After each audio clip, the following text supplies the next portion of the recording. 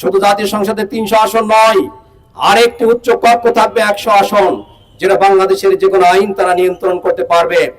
বাংলাদেশের সুপ্রিম কোর্টের বিচারপতি নিয়োগ করার ক্ষেত্রে প্রধান বিচারপতির নেতৃত্বে একটি কমিশন গঠন করা হবে, যেখানে সরকার দলের একজন থাকবে, বিরোধী দলের একজন থাকবে।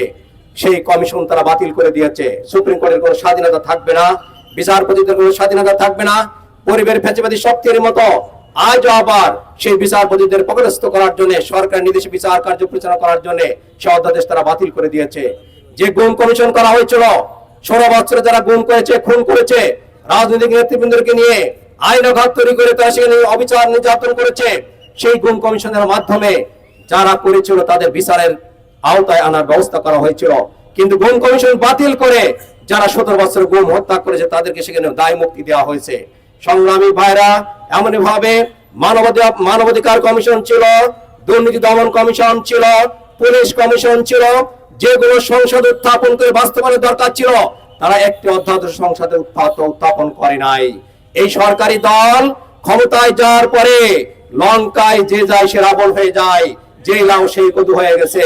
আবারও তারা বাংলাদেশে দলীয়করণ করার জন্য, তারা আবারও বাংলাদেশের স্বৈরাচারী সরকার হিসেবে নিজেদেরকে আগামী দিনে জনগণের সামনে পেশ করার জন্য তার এই আইনগুলো তারা বাতিল করে দিয়েছে। আপনারা দেখেছেন ইতিহাসের একটি শ্রেষ্ঠতম দলীয়করণ হয়েছে বাংলাদেশের ওই সিটি কর্পোরেশন গুলোতে। জেলা পরিষদে পরিকল্পিতভাবে বিএনপি যারা হেরে গেছে তাদের পদ পদবি দেওয়ার জন্য পরিকল্পিতভাবে সেখানে বসিয়ে দেওয়া হয়েছে। আমরা তাই বলতে চাই, যাদের রক্ত দিয়ে একটি বিপ্লব হলো, যে বিপ্লব, যে রক্তের পরে দাঁড়িয়ে আজকে আমরা কথা বলছি, যে রক্তের পরে দাঁড়িয়ে আজকে সংসদ গঠিত হয়েছে, আজকে ক্ষমতায় যে তারা ভুলে গিয়েছে জনগণের সেই দাবি। জনগণ কেন গণভোট দিয়েছিল? 71% মানুষ গণভোট দিয়েছিল সংবিধান সংস্কারের জন্য, সংশোধনের জন্য নয়। বাংলাদেশে 72-এ যে সংবিধান ছিল, সেই সংবিধান দেশে সাম্য, মানবিক মর্যাদা, ন্যায় বিচার প্রতিষ্ঠা করতে ব্যর্থ হয়েছে, বৈষম্যহীন মানবিক সমাজ প্রতিষ্ঠা করতে ব্যর্থ হয়েছে, ইনসাফ ভিত্তিক সমাজ প্রতিষ্ঠা করতে ব্যর্থ হয়েছে। এজন্য আমাদের দাবি ছিল সংবিধান সংশোধন নয়, সংস্কার করতে হবে। যে ধারাগুলো রহিত করলে বাংলাদেশের মানুষের অধিকার প্রতিষ্ঠা হবে, স্বৈরাচারী কোন সরকার আর বাংলাদেশে প্রতিষ্ঠা হবে না, সেই ধারাগুলো রহিত করে সংসদে আইন পাস করতে হবে। বিএনপি সরকার সেগুলো আজকে আমাদের সংসদ উত্থাপন করে নাই।